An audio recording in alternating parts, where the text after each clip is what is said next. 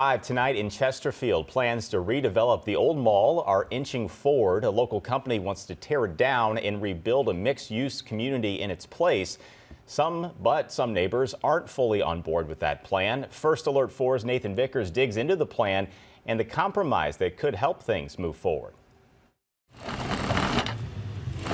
Lydia Merritt's shop isn't your typical storefront. Make this more fitted. She runs the St. Louis fashion industry training nonprofit from the lower level of the Chesterfield Mall. It's a great workspace. Even though I may not get enough sales, I can see people.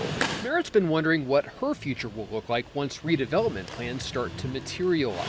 Earlier this year, the Steinberg Group introduced plans to tear it down, building an ambitious mixed-use project in its place, a retail and residential district called Downtown Chesterfield. I don't know if they're allocating space for businesses like mine or entrepreneurs that are trying to operate in the realm of fashion. But even with that uncertainty is the excitement for what's next. I'm real hopeful for the neighborhood. Plans to redevelop Chesterfield Mall have gained momentum this summer, though some neighborhood groups have been concerned about what would replace this building.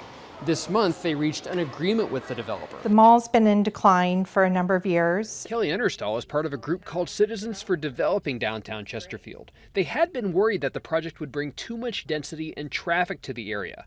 But last week, they came up with a compromise with the developer that made it through a council committee. You're hoping to find a more moderate path to high-density residential growth. She says that compromise is an important step toward finalizing the designs. Right now, it's really in council's hands to make a decision of whether or not they want to proceed with our proposed changes.